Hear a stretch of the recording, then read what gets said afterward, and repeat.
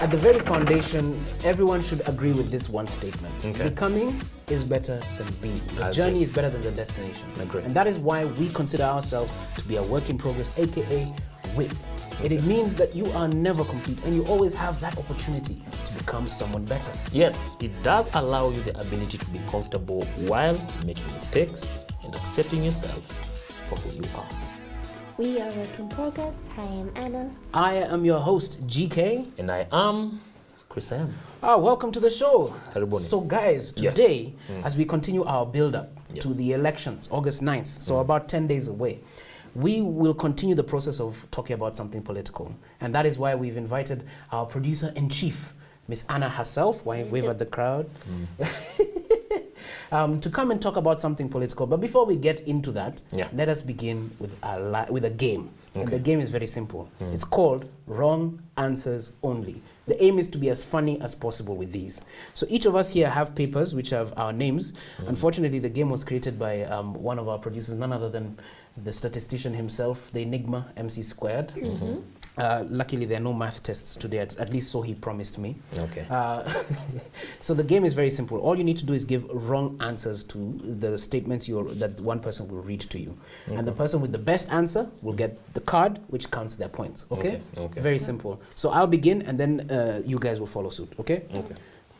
Okay. If you were an alien, what would you think of humans? If you were an alien, what would you think of humans? They look delicious. What? They're a food source. That's what I'm thinking. Okay. I'd look down and be like, idiots. Just idiots. Wow. That was an idiotic statement, but it's okay. I give the point to none other than Anna. Okay. Yeah. Chris M. Complete the phrase, yeah? Backing up the wrong what? You are backing up the wrong? Backing up or barking? Barking. Oh, barking. I was hearing. Barking up the wrong. Barking up. So the saying is barking up the wrong tree. Yes. So you can't use tree. That's the saying. This one's tough. Hey, it's hard. Barking up the wrong house. It's such a useless statement, but it's okay. Anna? She has nothing. Okay. I'm not getting the point for that. You'll get the point. I'm getting that point. Thank you. For the worst answer ever. Anna? Anna, read the question. Okay. So my question is, how would you explain the internet to a caveman? I'll read it again. How would you explain the internet to a caveman? Wrong answers only. Wrong answers only. Wrong answers only. It is a place where they allow you to kidnap babies. But wait, the internet does allow you to kidnap babies. Big brain outside the head. I don't know. Hey. Is that your answer? Yeah, big brain outside the head. Like it But knows that's the everything. correct answer. The internet is a big brain outside your head. I don't know. Wrong answers. I'll go with yours though, because It's a conspiracy. weird. But I mean, yeah, you Thank you very much. Given a chance to pass a sentence on a guilty murder suspect, what would it be? Not guilty. Just wrong answers only. Not guilty. Oh, but it's a suspect also. I like that. But I like that. I'm going to give it to you, Chris M. Chris, I like I that. haven't answered, but okay. Okay, do you have an I answer? don't even There you know the go, question, please. What was Chris the M, question? let's go. Too late. If you were to travel to the past, where would you go? Period, situation, The future.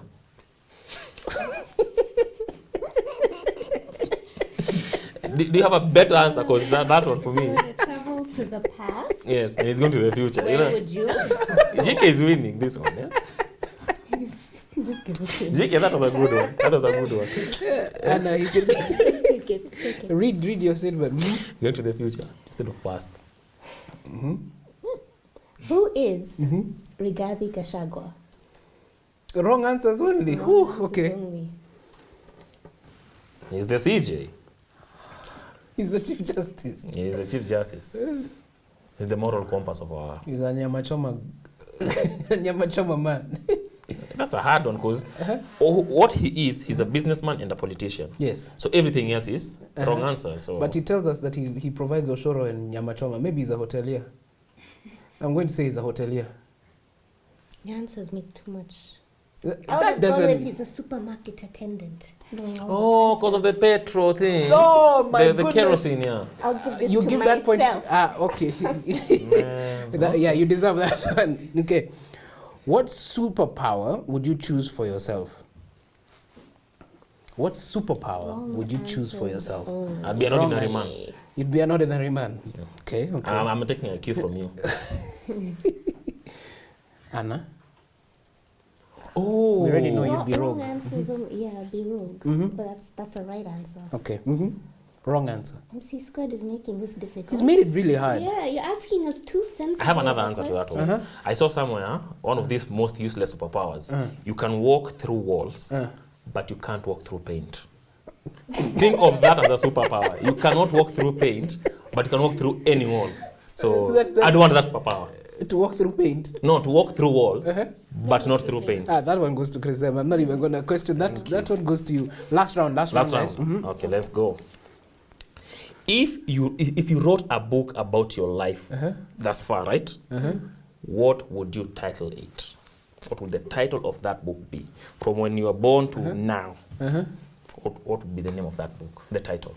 Can we begin again? Okay. That's his answer. That's my answer. Can we begin again? I'll go with this. Let me first spell it just so that I'm not mishead. KNICKERZ. Knickers, as in underwear, untwisted. My life untwisted. That's a good answer. That's not a. We're looking for a wrong answer. I can't come up with a wrong answer. Skip to the end. It will be my book. Thank you very much. Last one from you, Anna, to ask. And by the way, I'm really killing this. Okay. Assuming you're running for president, who would you pick as a running mate? Gachagua.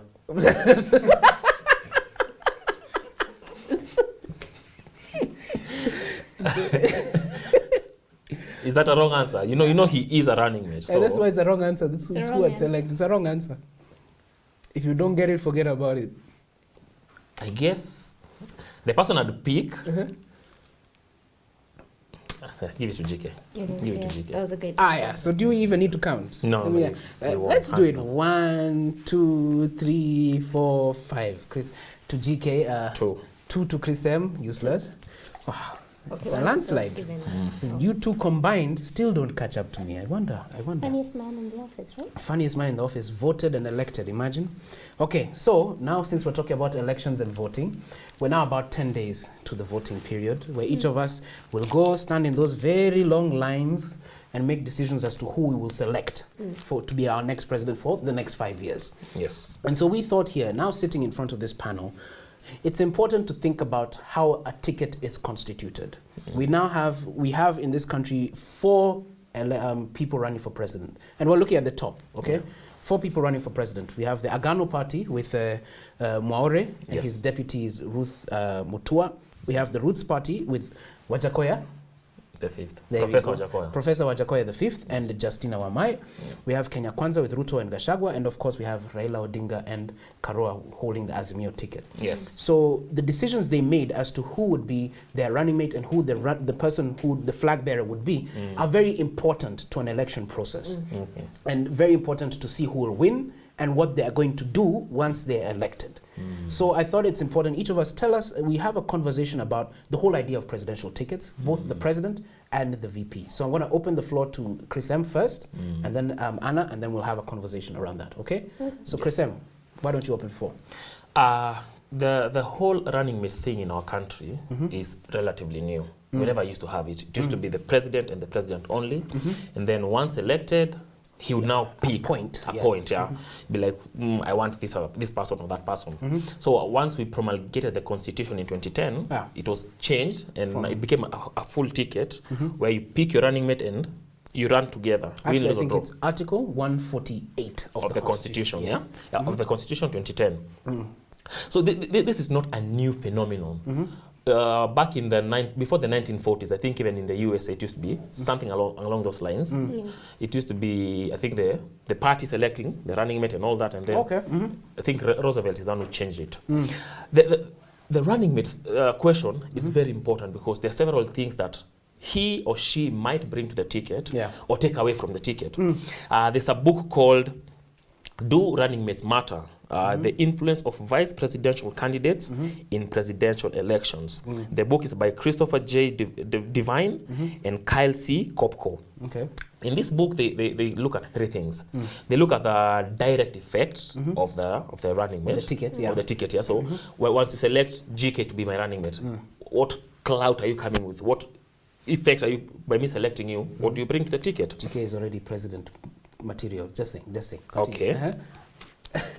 Then there is, number 2, targeted effect. So, will this running mate win key votes in some subsects of the voters? So, this is gender, this is religion, this is geographical, whatever. So, you have to also factor that in. And then there is indirect effect, whether the running mate shapes perception of the presidential candidate who selected them. Yeah. So, it means like whatever you're communicating, we can Package, we can... in a particular way, right?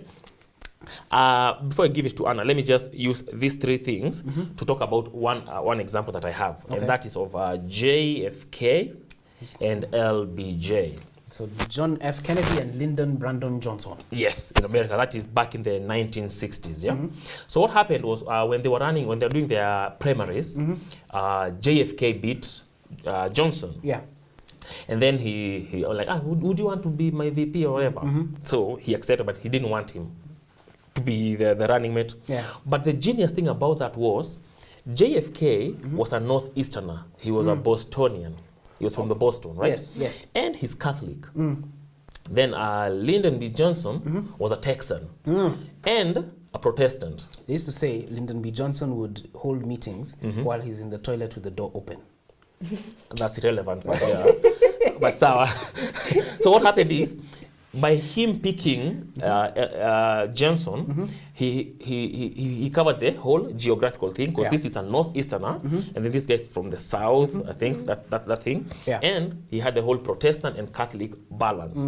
So that ticket, they won. Yeah. So when you're picking your candidate, you must appeal to some things, and this person must bring some value to the ticket. Yeah.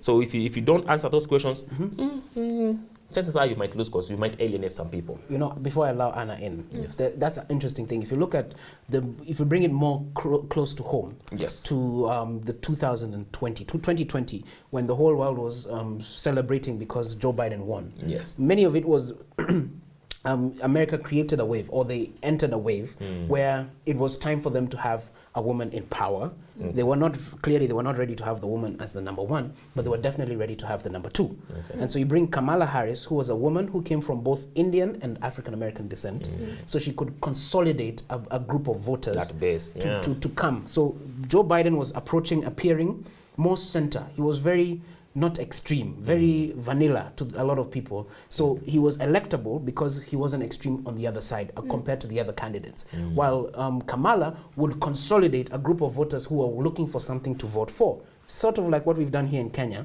with Martha Karua, bringing something that people of Gema Nation want to vote for. A woman, so that consolidates the women, and then someone from the Gema Nation that they really respect, who they can now select as their person to vote for. So I agree with you that it's very important the person you select as your running mate, or the whole ticket, the combination. If you have someone who appeals to one certain demographic, you don't bring someone who appeals to the same demographic. You don't bring JFK, you don't bring his brother. You bring someone completely different from another place who can complement but also bring in another group of voters. It's true. Anna. So actually that's what they call balancing the ticket. Okay. It's providing someone that complements you. It's why if you're an older age, you're probably going to have a running mate that's much younger. Yeah. And with that comes one of the other factors that I think was very important, especially maybe looking into our past, is, okay, so you have someone that will balance your ticket, someone who will complement you in general. Then you have someone who will be competent in government. So issues. that's, issues. So of course, if they are coming into government, will they be helpful to your administration? Yeah. But there's one that I thought was interesting, and maybe more so for African politics, and that's that you pick a running mate who is not too ambitious. Basically, someone who doesn't want the presidency just yet. So if you have someone a running mate that wants to be president, what you're going to end up having is, if you do end up being in office, your running mate is going to clash with you, and he's going to be so ambitious that he's going to hamper everything you do. You're looking sort of behind your back every second. And my little we mutiny. can say that's maybe happened in Kenya. Yes. So I think looking for someone that's not going to hinder you to a point where they want power that much. They're going to use your office to usurp you. Have you heard of course you've heard of Saddam Hussein? You should watch How to Be a Tyrant on Netflix. It's an excellent show. And they talk about how Saddam Hussein started as a VP. Yes. And he was sort of at the back burner doing his job. But what he was actually doing was getting the deep state, so coined, behind him. Yes. So diverting the instruments of power within government into him. So when it's time for him to come, when he went to the president, I can't remember what the guy's name was, it wasn't a discussion of if you will remove power. He said, basically he put a gun on the table and said, leave or you die. And it was very simple. So the guy went and resigned and said, I'm happily leaving for the process of democracy. But Saddam Hussein strong-armed him. We've heard of Blaise Compaoré and Thomas Sankara. I don't know if Blaise Compaoré was his VP, but everyone knew he was the second in command. Yes. And what happened is Blaise Compaoré killed Thomas Sankara. So the courts say. So yeah, I agree with you there. And that's happened in so many situations in African countries, especially after independence. Your second in command ended up being the one to take you down. Yeah. I guess more often than not. With the competency part, I'd agree with Anna, because if you look at Barack Obama, when he selected Joe Biden, Joe Biden had been in Congress for a very long, Senate, I think, for a very long time. Years. Yes, even my guy, JFK and Lyndon B. Johnson. At that time, Lyndon was the Senate majority leader. So these people have the know-how of how things work in that parliament of sorts. So you want someone who has experience, who has been there doing those things. He knows how that organ operates and how to get things ahead. But back in the day when we used to have vice president, his official title was leader of government business in parliament, right? In parliament. So you also needed someone who knew or who had experience in parliament and knows how to push things along. How to push people, how to consolidate people. For example, when you throw a bill, it would be said that Jomo Kenyatta would use Daniel Arap Moi in that sort of way. Yes. Moi would come into parliament, he knew where people were, he knew what they require, because some people, they'll require help, yes, or they'll require you to fix certain things in the bill. Others require other sort of means, maybe not very straightforward means, for you to get them on board. Others just need a borehole in their constituency. A borehole in their constituency. There you go. And so you have to go and play the game. I agree. Lastly, ideology. Yes. So we've had situations where, and looking at American history, just because it's easier to research, because it's having presidents who, you have a running mate, and they're supposed to complement your manifesto, your ideas. But there've been situations, and I think it was, who was Abraham Lincoln's? Who knows? There's that guy. That guy that took we'll over. just call him that guy. No, we know That him. guy that took over, basically, when Abe died, when he went and took over and reversed everything that Abe went and fought for. So it's like picking someone who you know, if something goes wrong, is going to continue what you promised in the public. So not someone who like, let's do this for Kenya and then flip and change. It's important to also look at the running mate, because if, God forbid, something happens to the president, you want to make sure the person that follows is following what you voted for. Yeah. Okay. So I'm loving, the main reason we picked this topic to discuss is because of what's happening in our country. Yeah. And as I was researching, I was trying to look at the direct effect, geographical things. And for most of our running mates, Martha Karua is from Central, Raila is from Nyanza. So geographically, they're different. Then she also complements him with the gender thing. Yeah. She's a woman, he's a man. Of high respect. She has experience in... She's been a cabinet minister. And a shadow cabinet minister. She has run for presidency before.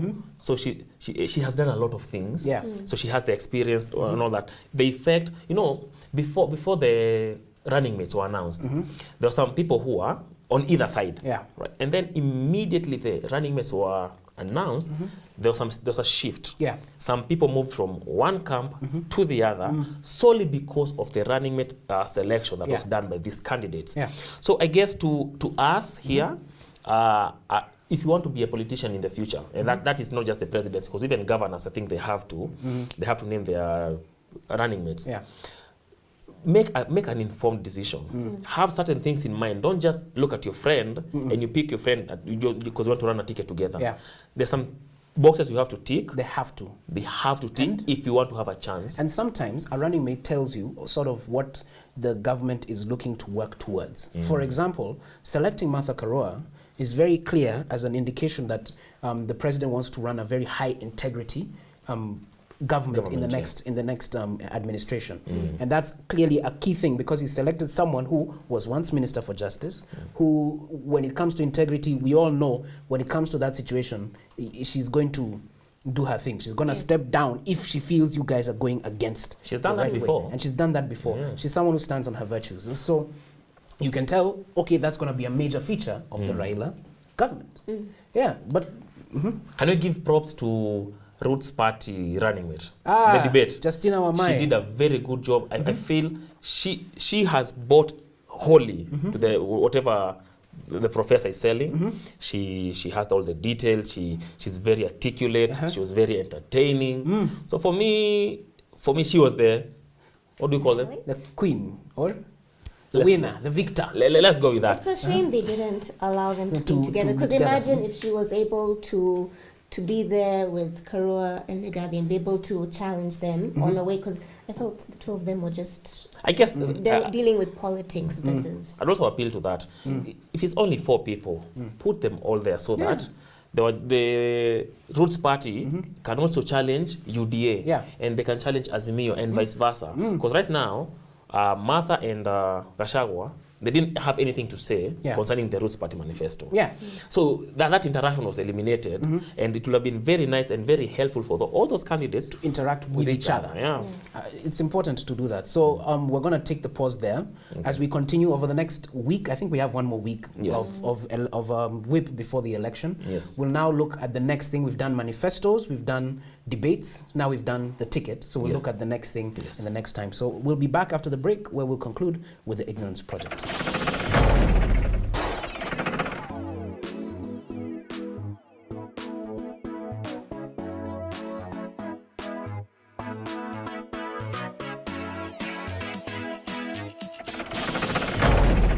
Welcome back to Work in Progress. And now for us to conclude, we're going to go back to my favorite segment in the Work in Progress show completely. And it's called the Ignorance Project.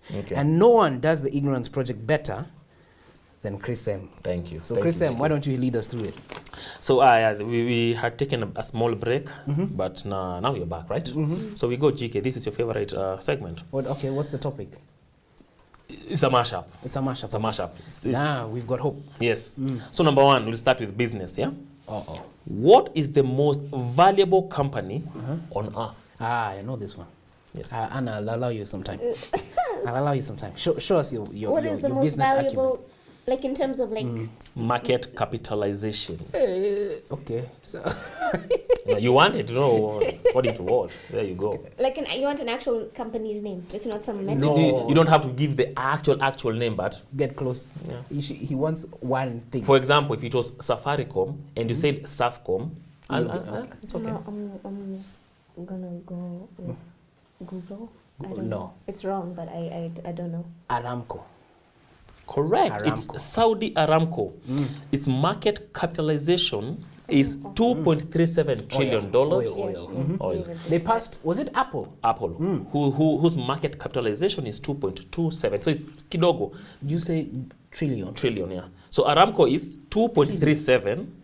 Apple is 2.27. Trillion. So the difference is 100 billion. $1 trillion. How come I've never heard of the Apple CEO being one of the top billionaires in the world? It's an interesting question. Anyways. Okay. Number 2, it's about fitness. Oh. Which is the most popular gym equipment? The most popular gym equipment. Yeah. So now me, because I go to the gym often. Yeah. There are certain things I think about when I go to the gym. The treadmill, of course, and the bench, the bench press. So I'm gonna say the treadmill. I'm gonna agree because people who bench still use the The treadmill. the cardiovascular. Or dumbbells in particular. Or is it the cross trainer?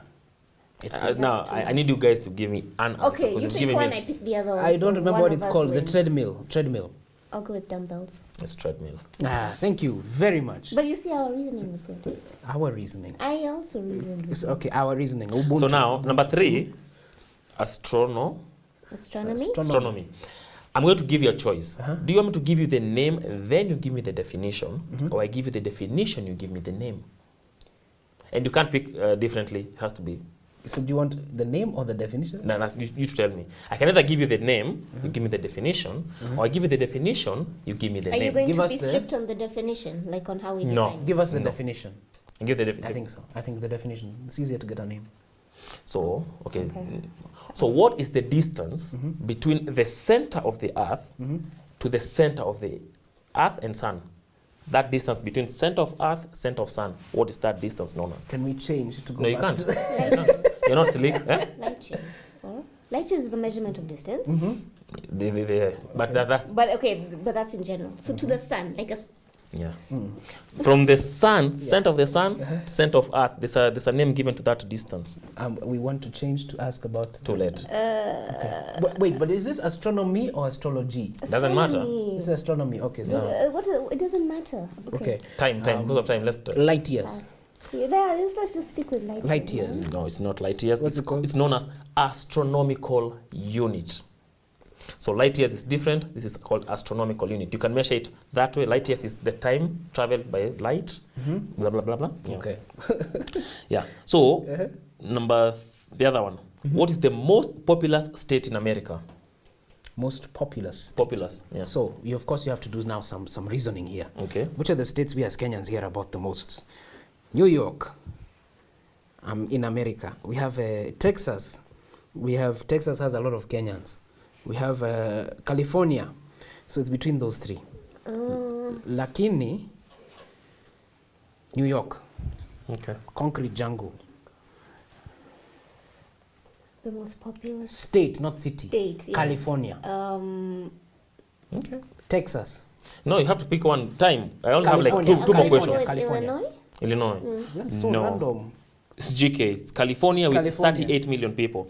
Two last questions, then we are As much as done, Kenya. right? Okay. Again, last one. Do you want the definition Yeah. or the word? We want the opposite of what we asked for the Well, last give time. us the word. We'll Give you us the word, we'll give you the definition. definition. Tesla is the measure of what? Tesla Tesla. is the measurement. Of what? Is a unit used to measure what? Tesla. Wait. Tesla. Okay, hold on. This is the last question actually because of time. It's okay. Uh-huh. The reason we should know this is because we were looking into some people from back in the 19th century recently. Okay, so Tesla is the measurement of bulbs in a room. Because I know he had a big job to do in the bulbs.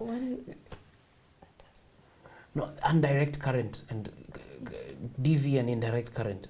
So measurement of current. Okay. You're not wrong, but you're not right. So let me just tell you. That's the area I love. So the measure of magnetic strength is known as Tesla. That's the unit used to measure I was magnetic clearly strength wrong. because of currents and all that. So, according to the National High Magnetic Field Laboratory in Florida, a fridge magnet is about 0.01 Tesla, and the Earth's magnetic field is about 0.00005 Teslas.